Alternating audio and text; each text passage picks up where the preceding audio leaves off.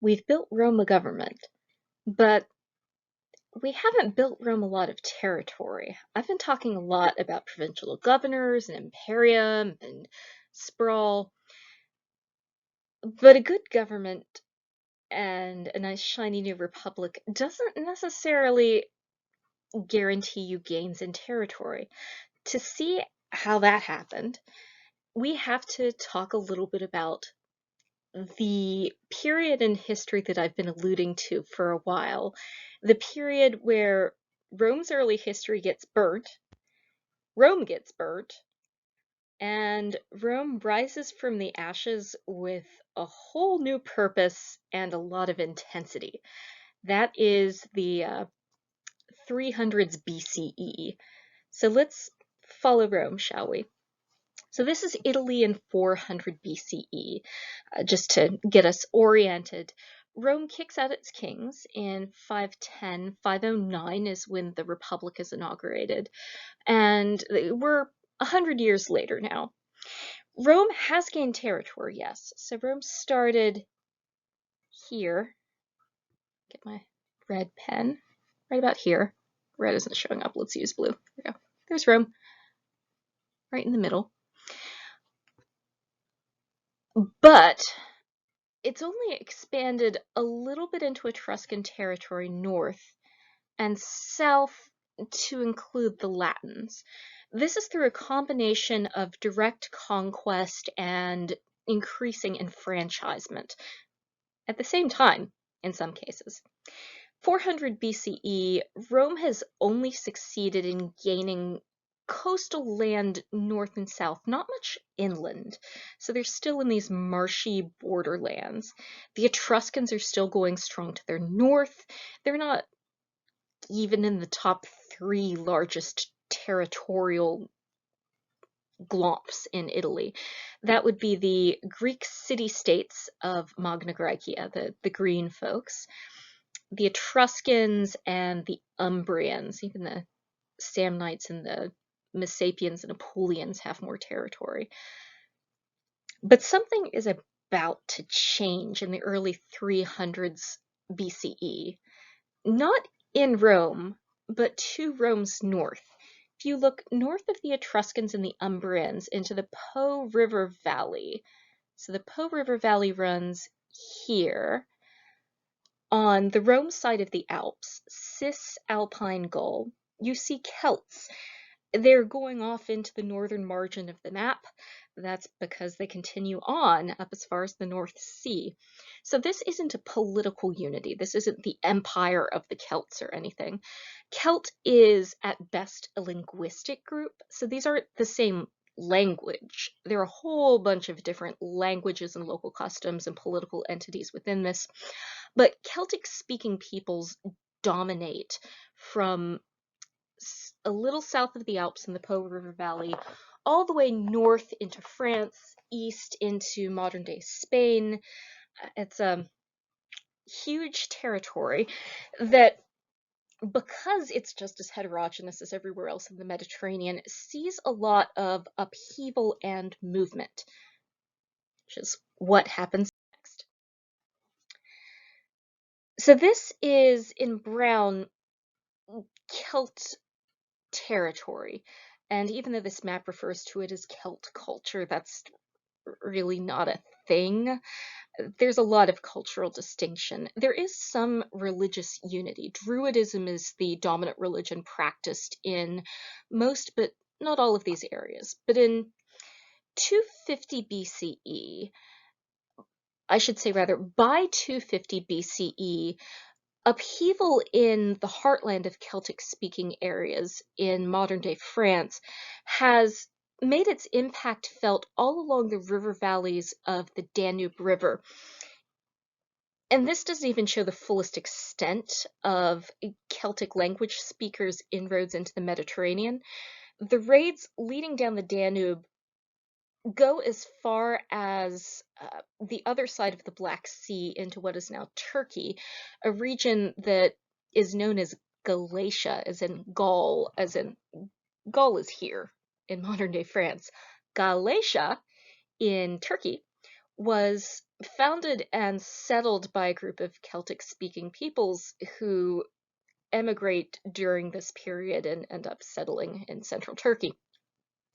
This is going on in the Italian peninsula too, as Gauls move south of the Alps. This map doesn't show the Po River Valley. Really, the Browns should be going far south of where it is here. But that's not where the buck stops.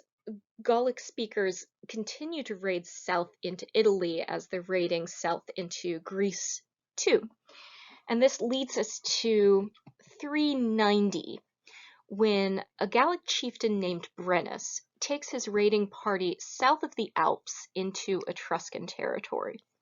So what do we mean by Gauls during this period? What do they look like? What are they about? And what are they bringing with them other than death and destruction?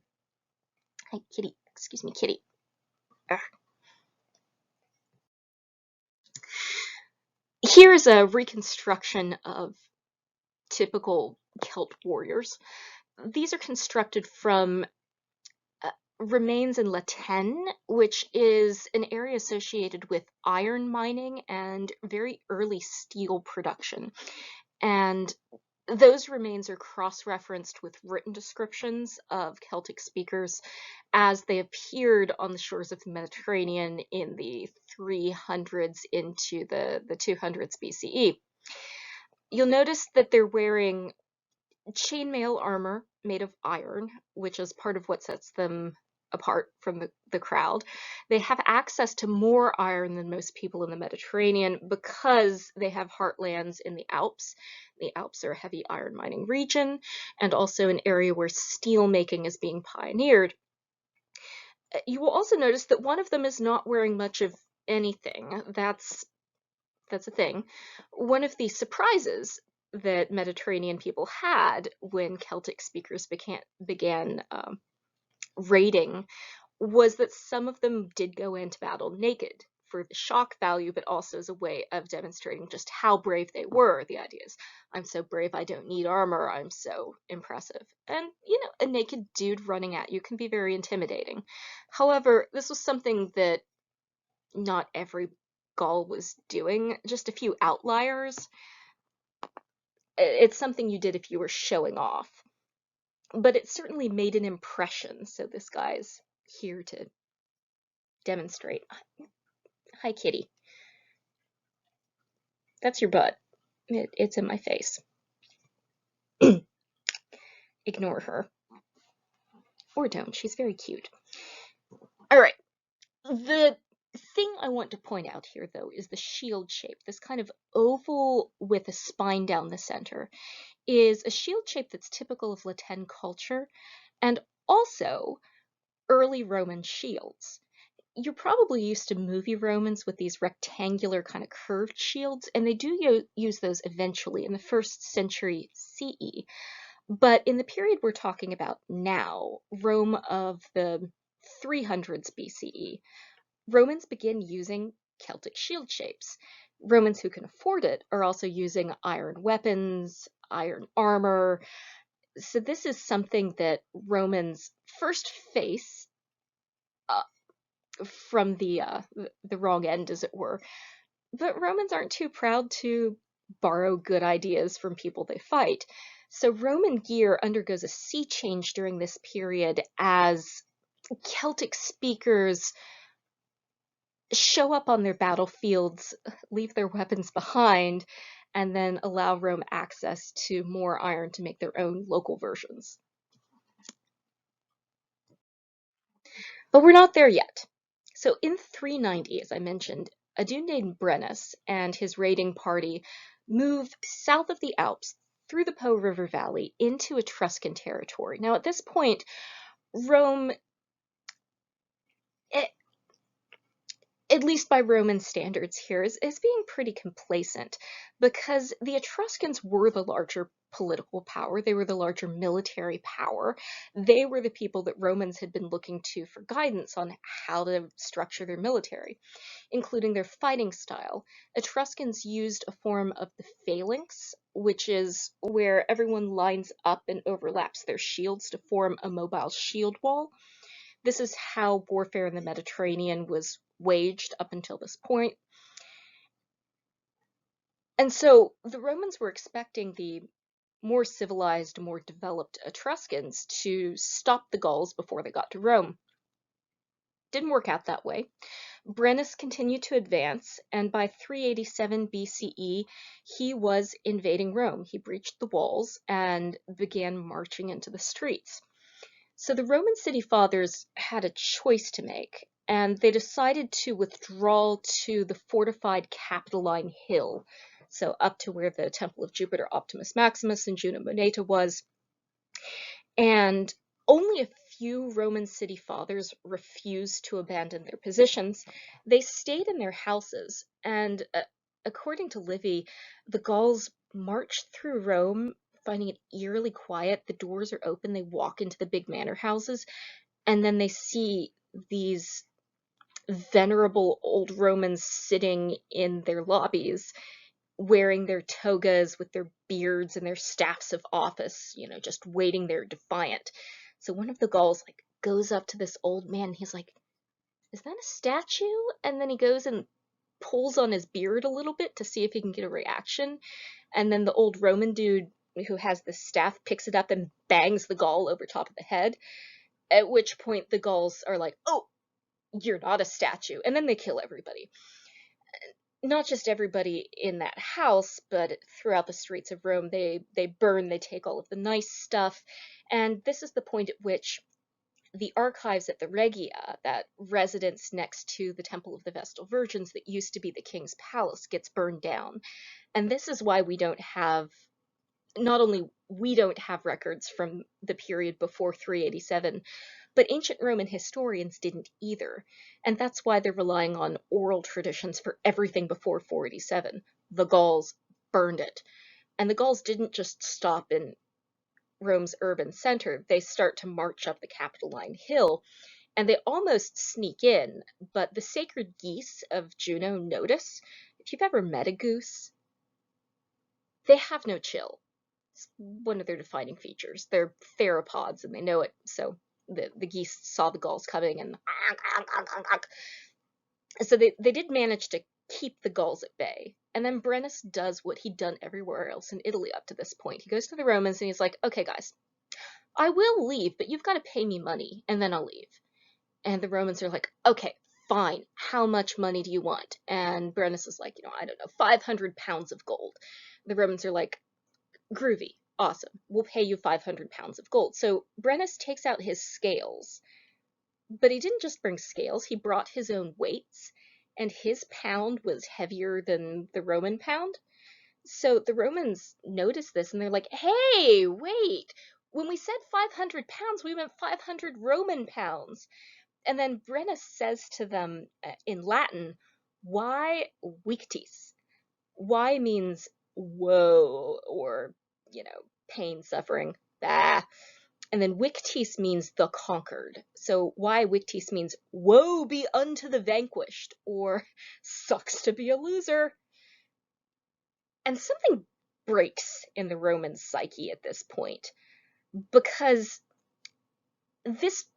sorry, he doesn't just yell this. He takes out his sword and then he thonks it down on top of the weights, making it even heavier, so Rome has to give him even more gold to leave. At this juncture, a Roman hero named Camillus stands up, and his rallying cry is, at least according to Livy, "Non auro sed ferro recuperanda est patria." So patria means the fatherland. Recuperanda gives us recuperate. Aurum and ferrum you may recognize from the periodic table. So it means not by means of gold, but by means of iron are we going to get back the fatherland. So the fatherland must be retaken not by gold, but with the sword. Ferrum, iron, means sword too. It means both iron and what else are you going to make out of iron? A sword. Oh, Romans, they're cute. So at this point, they use their iron swords to drive Brennus and his Gauls out of Rome, and for the moment the day is saved, but Romans never quite get over this. They take away from this moment the lesson that first, Negotiating with people who are invading you is a bad idea that's never going to get you where you want to go. And that's an important realization because a norm of Mediterranean warfare was that you negotiate a settlement in order to avoid, say, having your people enslaved and your city completely taken over. But Rome took from this moment, you know, once you start negotiating with somebody who's got a sword to your neck, you don't have any guarantee that they're actually going to go away or that you're going to have enough gold to do this. Like this is not a sustainable warfare model. The other lesson they take from this is that buffer states are not really a buffer state, that Etruria is not going to save them from invasion, and that one of the big mistakes they made is they let the Gauls get too close to Rome. And in part, this happened because, at least Roman logic here, their borders were not big enough. They didn't have enough buffer room. By the time Gauls crossed into Roman territory, they were way too close to Rome. So, the only way you can guarantee that you're going to have enough time to mobilize and kill people before they invade Rome is by making the territory around Rome bigger. Something else they noticed during this exchange is that Etruria can be invaded by Gauls. So, like, guess who else can invade Etruria? That's right, Rome boys. Thus begins the next slide. Oh, sorry, not the next slide. So this is what I meant by a phalanx formation. So you see everybody's lined up, their shields are overlapping, they've got spears, and they're pokey, pokey, pokey. This is standard for the Mediterranean, and will be standard for most of the Mediterranean for many years after this. But this is also how the Etruscan army is formed, and the Romans noticed that the Gauls did better. Gauls' shields don't look like this. Gauls don't use bronze, they use iron. Gauls have these nice short swords that are extra stabby. Gauls have a really good offense. Slightly at the expense of defense, but not really, because if you have a good offense, that's also part of your defense. So the phalanx was a really great way to put together a citizen army. The Gallic model required access to iron, and then what Rome ends up doing with it also requires a lot more training and a lot more manpower. However, Rome is now highly motivated to start getting serious about conquest because they feel like their existence is at risk. So, here's what they do. First, they start using Celtic armor types. And in fact, it can be kind of hard to tell whether you're looking at a Roman or a Celt during this period, because they're using the same shield, and the shield is the most noticeable feature of a soldier's kit. The armor is also more similar than this is making it out to be. You'll notice this particular Celt isn't wearing the kind of shoulder protection that you see in this Roman chainmail shirt, but some of them did, and this is a kind of armor shape that we see in use in linen and bronze all over the Mediterranean, but when it's in iron and when it's made up of chainmail links, it's modular, you can repair it in the field, it's flexible so you can be more combat effective without sacrificing coverage, and it can also bend and flex around areas that bleed a lot, like your armpit.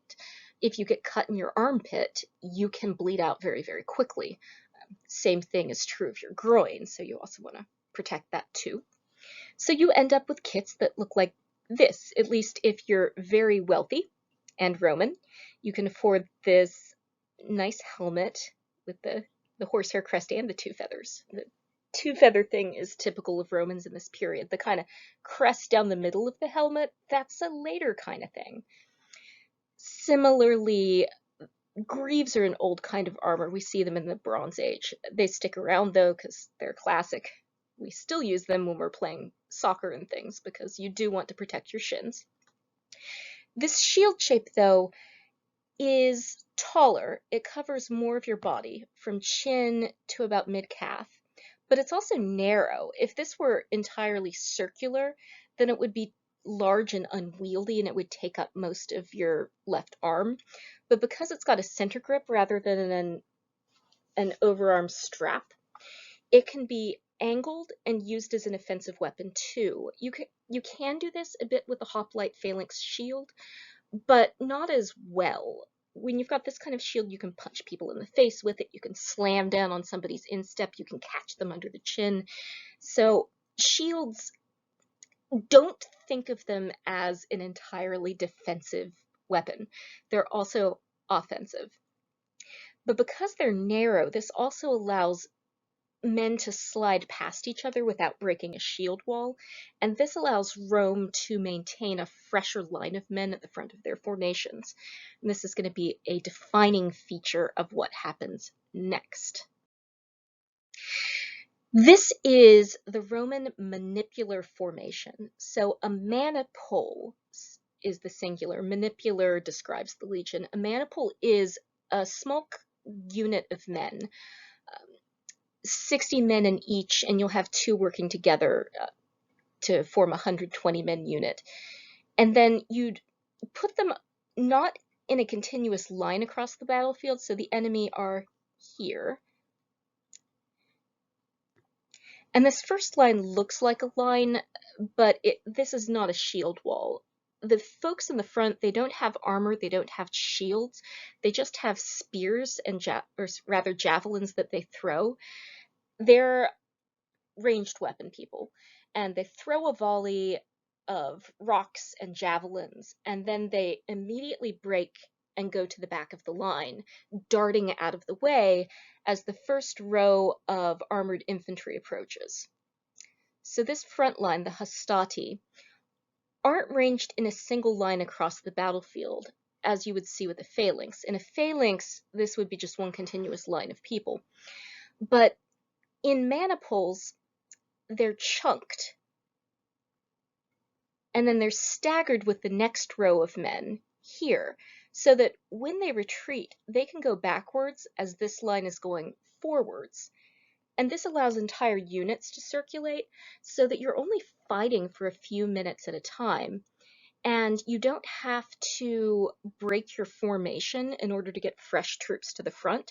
Instead, you can slide your formations past each other. But this isn't just about your forward attack momentum.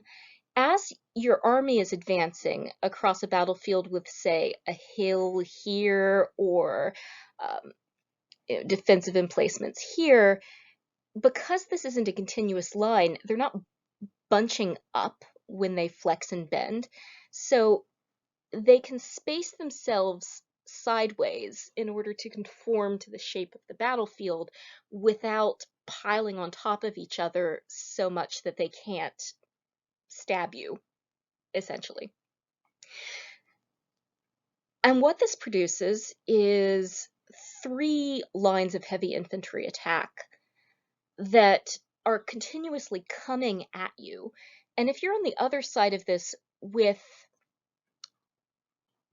a phalanx line like we were looking at earlier, you aren't able to bring a fresh unit to the front of the battlefield every 15 minutes or so. That front line is going to be that front line for the entire duration of the battle, but you're being continuously hit with wave after wave of men. Also, as you go backwards in this line, the people at the front are young. They have not the least, but less money than the people in the back. So they're not wearing as heavy armor. That means they're lighter, they're more maneuverable. They're also more vulnerable. They're kind of cannon fodder at the front here. The middle line is slightly more experienced, slightly richer, and therefore more heavily armored. They're also fresher. So the first line hits you. They're young, they're vigorous, but they're kind of squishy. The second line, less squishy, more experienced. By the time you get to this last line, the triarii, you are tired. You're really tired. But these folks in the back are the wealthiest and the oldest and the most heavily armored, so they come down on you like a pile of bricks. If everything goes well, then the Romans will roll you up smush you into the battlefield and then go about their day, having lost just their freshest recruits, which I guess is fine if you're not one of the less well-paid people in this legion. So the Manipular Legion is developed in this form by about 315 BCE. Now you'll notice that this is quite a while after 387. It's a process. So it's not like they wake up the day after Brennus is invaded and they're like, okay, throw out your old armor, forget the phalanx, we're doing maniples now. What's a manipule? Let me get a PowerPoint. Rather, they begin a shift to incorporate more and more features of Iron Age Celtic warfare into what they already know how to do with a phalanx-style battlefield formation. And by 315, this has become its own independent beast, this love child of the Eastern Mediterranean phalanx and the Northern European Iron Age Celt line. So a little bit more about who these people are and what these terms are for. The maniple, as I said before, it's derived from the Roman word handful, or a manus, like manual also comes from this root. And this just means a unit, or a squadron is maybe, it's more people than a squadron, but it's a subunit of the legion. Velites is their word for their skirmishers. So these are, of the infantry people, the poorest folks, and also the most numerous. So these aren't the poorest citizens in Rome. The poorest citizens of Rome are people who can't even afford light armor and a javelin. Those folks get sent to do grunt work like rowing in ships, or building service, or sometimes they'll get second-hand armor, and maybe they'll get into the Velites. At any rate, the Velites are the most vulnerable on pretty much every front.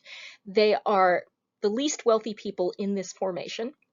They are first to engage the enemy with the least amount of defenses, and they also have a tendency to be quite young, because they have to be. Their only defense is to be able to run away faster than the other side can shoot at them. So not a great situation to be in. You can see why, if you were a Roman plebeian without a lot of money, you might have a problem with this structure. Next up are the hastati, and this just means javelin bearers. So like the Velites, they also have a javelin, because before they actively engage, they throw their javelins too. So the Velites throw javelins as the enemy is coming across the field and then get out of the way. And then the enemies have to get hit with a second row of javelin throws right before they engage this front line of infantry. So by now, Rome's enemies have been hit in the face with javelins 2 times, at least. And they're engaging lightly armed, young, glory-hungry dudes. So these are folks of middling means. So their family has enough that they can afford some armor, decent weapons, a sword, and that's a lot of iron, so a sword is not nothing to be able to afford. These tend to be younger guys, so late teens, early 20s. The idea is that once you've survived enough battles, you'll have looted your enemies enough that you have better armor and you can move back one to the Principes. And they're going to engage briefly at the front before they retreat. Now, the Principes do the brunt of the fighting in this formation. These are men who are old enough to have fathered children. So for Romans, this starts at age 25. Age 25 is the age of legal adulthood for Roman men. And this is also the time at which you're expected to be economically well established. For many of them, this is the normal age where your father will have either died or is very elderly, so you're in the process of assuming leadership positions in your family, which is why they're called the principes. It seems a little counterintuitive for those of us who recognize in this word the word for first, because they don't go first in the battle line. That's the velites and the hastati. But it means first citizens, the leadership, the active citizens in the prime of their life. And it also means that these are the bulk of the active forces. So these are veterans who aren't yet creaky. The wealthiest people who aren't the commanders in this legion are the triarii. So the triarii have the heaviest armor. They're the wealthiest. They're older. So these are guys around 35 to 40. So these are folks who are definitely head of household. These are the same folks who are in the active middle to end of the cursus honorum. This can include people running for consul next year. Ex-praetors may be in here too. These are folks who have a full kit of armor, the best swords, great gear. These are not, however, the wealthiest people in the army. These are in this, military. Rather, these are the wealthiest people who are walking. And frequently, they'd get very antsy. Often, it didn't get to the point where they'd have to fight. The battle would be over by the time the principes were done. So sometimes a commander would have the triarii sit down in the back to keep them from running in because they're bored. It was a real problem. And in some battles, the triarii would complain so much that the commanders would be like, okay, fine, you can fight this time, okay? But this tells you something about the privilege that triarii have. They're the wealthiest, they're the heaviest armed, they're risking themselves the absolute least. They're not there to win the battle so much as they are there to sit and or stand in the back so that anybody who wants to run away from this battlefield is running through them. So they're there to keep everybody else from leaving, essentially. But in engagements where they have to fight, that's a Roman's measure for when a battle has gotten really bad. Like, if the battle is so bad that the triarii have had to fight, that means that the velites, hastati, and principes are all dead.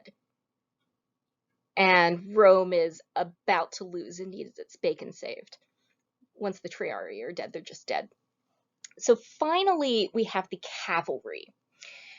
Rome did not have a great local cavalry, in part because Rome isn't in a region that supports good horse training country. You had to be wealthy enough to feed your horse in the field to get armor for you and your horse. This meant you had to be pretty darn rich in this society. So the cavalry was staffed in these very early days almost entirely by patricians, eventually wealthy plebeians. As we get further along in the political history of Rome, the cavalry becomes a class in and of itself, called the equites. More about them in a minute. But in this very early stage, the cavalry is a catch-all term for our one percenters in this military. The generals, including the consuls, they're going to be on the horses because that's the most mobile unit on the battlefield. That's where you command from.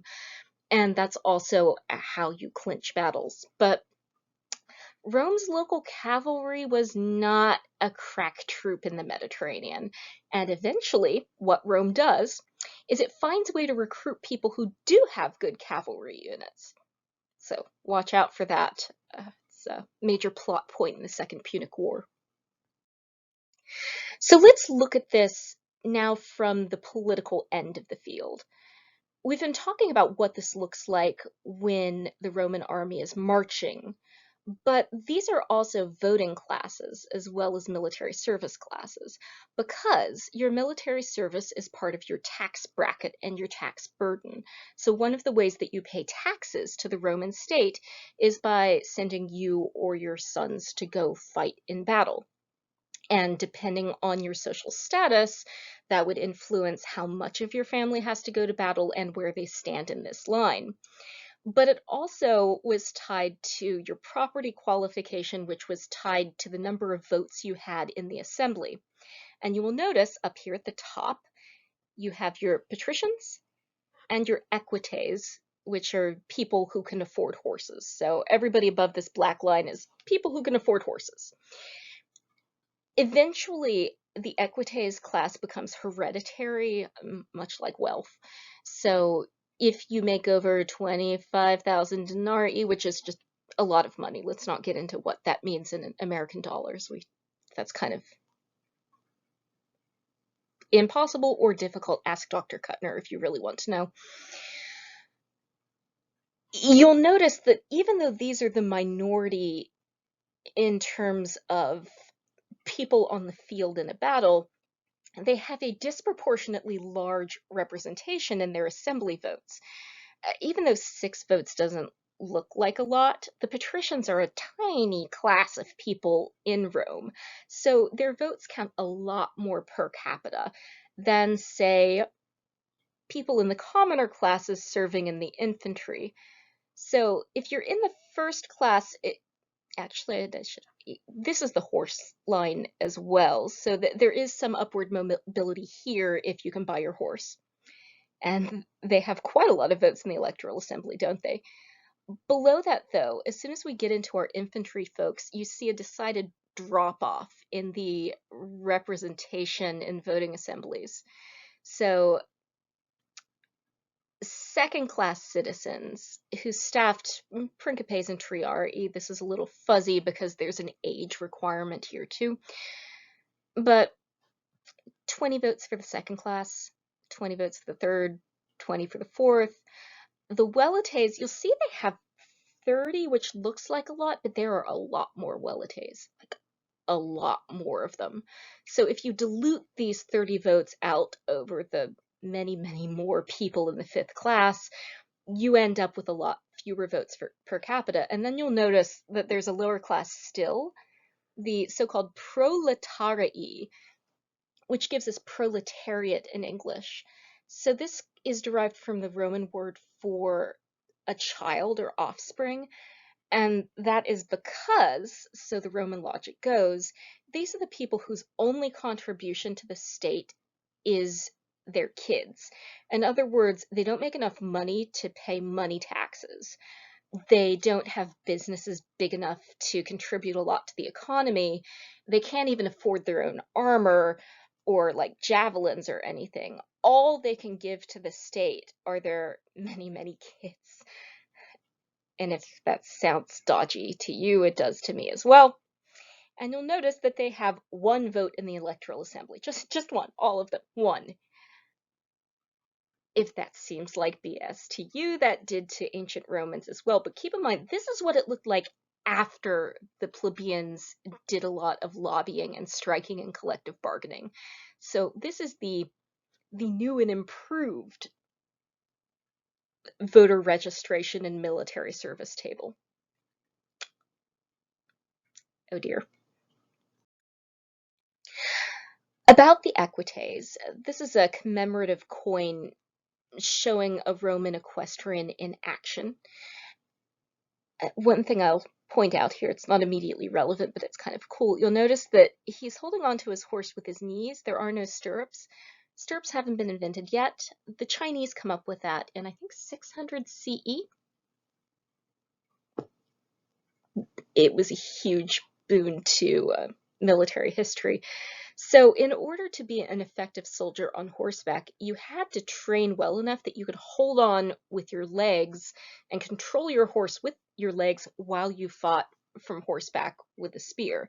It's difficult. It requires a lot of time that you're not spending in agricultural labor or any of the other things that you'd have to do to earn a living. You had to be really rich to sustain this training, let alone rich enough to buy horses, plural, because your family just couldn't have the 1 horse. You had to have multiple horses so that you could always train on a fresh one.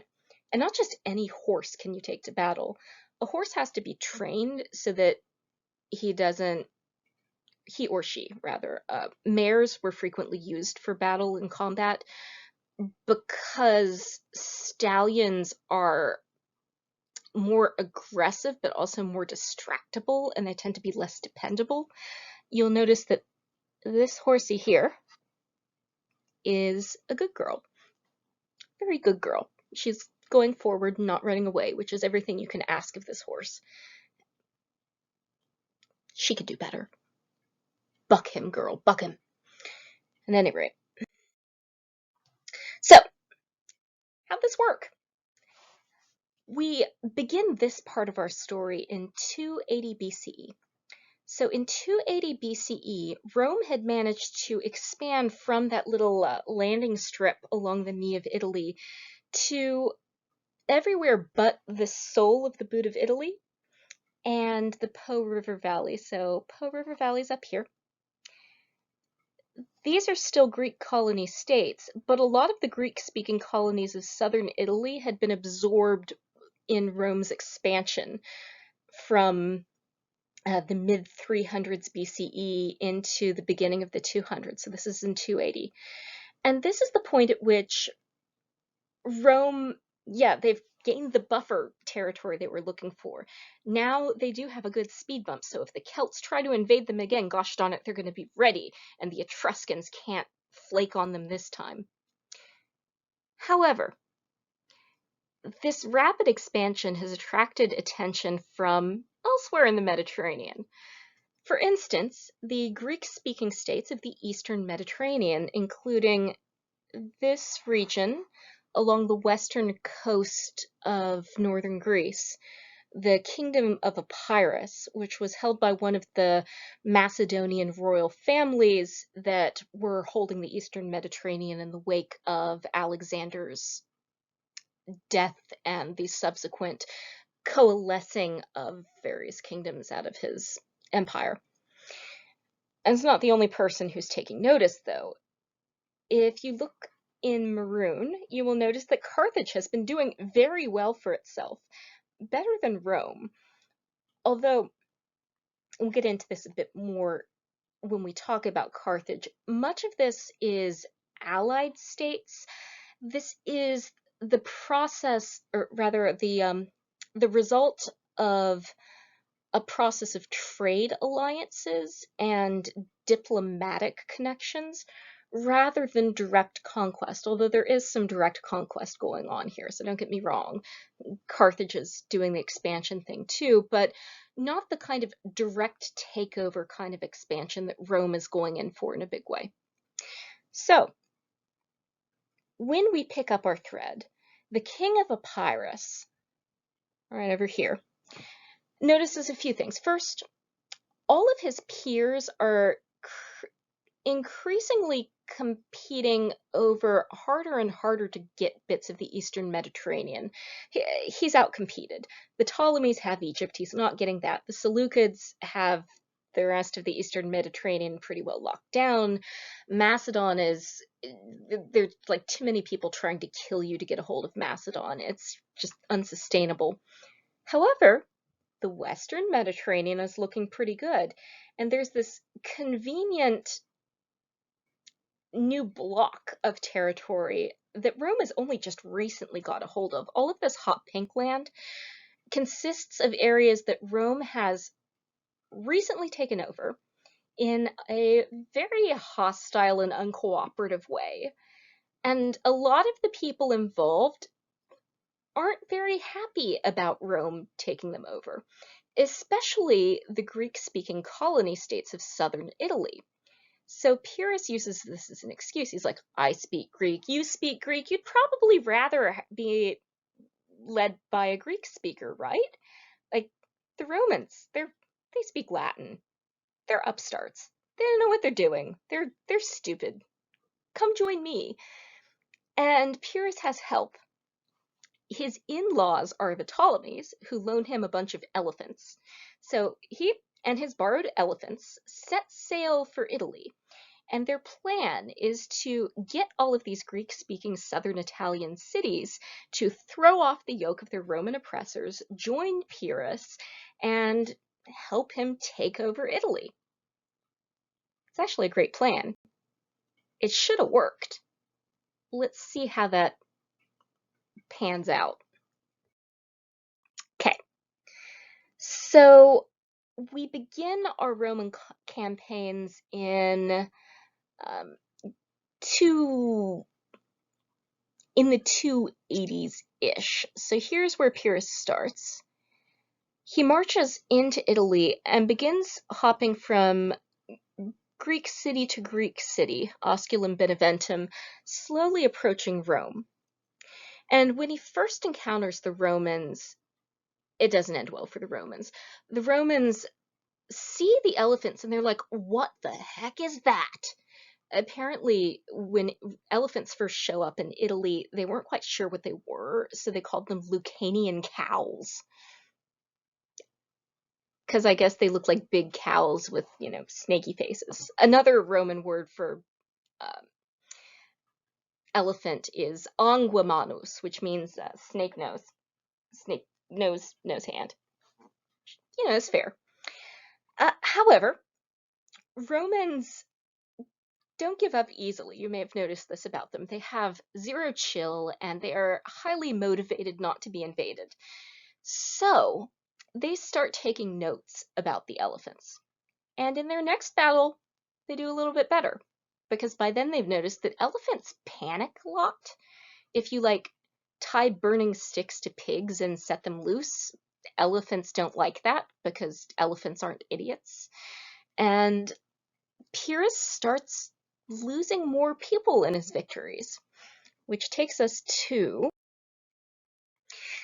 the Pyrrhic Victory. So this is a concept based on something Pyrrhus said after one victory he won against the Romans. He was tallying up the dead at the end, including his dead elephants, which is just sad. And he says, if I win one more battle against the Romans, I am going to be absolutely ruined. Essentially saying yeah, I won, but it cost me so much that this is unsustainable. This victory costs too much. And this was part of the Roman plan. They knew that Pyrrhus's supplies were limited. His in-laws would not be sending him endless supplies of elephants, and that if they could just hold him off long enough, he wouldn't be able to maintain his momentum. Also, Pyrrhus was relying on Greek-speaking Italians to side with him no matter what, but as they started noticing that Pyrrhus was getting a lot of people killed, and also that Rome has a tendency to hold grudges if you, say, flip on them, they started joining back with Rome. They were like, we have to live in the same land space with these folks, and they're intense. So maybe we should stick with the Romans, because just because Pyrrhus speaks Greek doesn't mean that they want him to be their king either. Kind of a horrible case of would you rather here. So eventually Rome does win this one. Pyrrhus withdraws from Italy. He decides to go conquer Sicily instead, where he's killed by a falling roof tile while he's marching through Syracuse, I think. Poor Pyrrhus. This doesn't end well for him. I've included this picture, by the way. It's a plate from a papyrus showing elephant core in action, and you'll notice there's a wee baby elephant holding his mommy's tail. This is because when you're using war elephants, in order to get them to fight with you, they're not like horses where they will choose to go into battle with you just as a thing. They're herd animals that will protect their herd, and by their herd, they don't mean humans. So in order to use them in war, their handlers have to have been raised with them and consider them part of their herd. So the handler grows up with the elephant and often were imported with the elephant. So Pyrrhus's elephants came through Ptolemaic Egypt and were sourced out of India. And it wasn't just the elephants, it was also the handlers who were coming from India. So you get a large number of Indian immigrants into the Mediterranean, along with elephant core in these various armies of the Mediterranean. But then also, the entire herd would go into battle together. So mothers, calves, bull elephants would have to be kept separate because elephants herd separately you get young men, dude elephants, and then women with women elephants, lady elephants and baby elephants over on the side. And if you bring the baby elephant into battle, then the mama elephant is going to fight to the death to protect her baby elephant, which is why she's suited up in battle gear with a tower on her back. There's her Indian handler right behind her head, folks up using this as a mobile siege tower, and then her baby there. Just sad. Baby elephants deserve better. It's not cool. So here's how this works out for Pyrrhus. Rome in 280 BCE, when Pyrrhus invades, is mostly a leg warmer. It's vaguely involved as far south as Tarentum. Really, its power base extends a little beyond the border, but core Roman territory stops a little south of Capua. And then it stops north of the Rubicon River, so it hasn't even gone to the Po yet. At the end of Pyrrhus's invasion, Rome has somehow managed to get even more Italian land. So Rome comes out of this invasion with more land than it started. But by the end of the Pyrrhic Wars, at the start of the war against Carthage, Rome has expanded all the way down to the toe and is peering out at Sicily. Interestingly, Carthage was a Roman ally during this invasion. Oh, that's not going to last.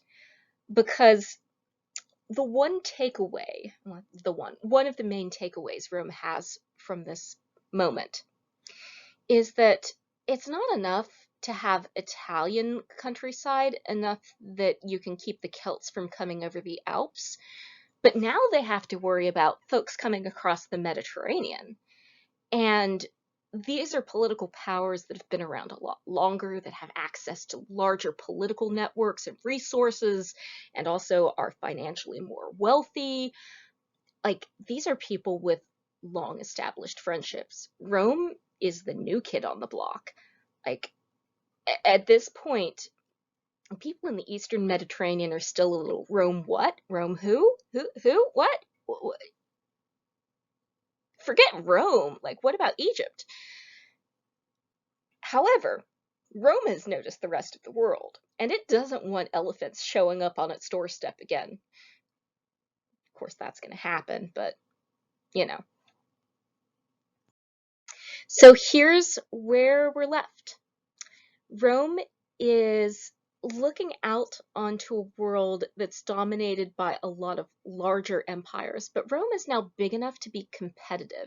So it's just big enough to get noticed, but not big enough to compete yet. And in the next unit, we're going to look at, actually, I'm not sure if it's the next unit, but kind of next in our Roman history timeline. Rome is going to eye Carthage and begin its death match on the what passes for a global stage in this period. So as close as we get to a global world in the ancient universe in the Mediterranean region. Rome is going to go from a regional power to, well, Rome. But in the process, Rome is going to create a massive constitutional and economic crisis that is going to come very near to taking Rome down. In fact, Rome not imploding at the end of the 1st century BCE is kind of surprising. So let's look at how this happened. Where are the crisis points? How is Rome's expansion setting it up for a world of trouble? How can getting everything you want, territory, money, land, riches, political influence, how can this end up almost train wrecking your state? Find out in the next couple weeks in the Roman world.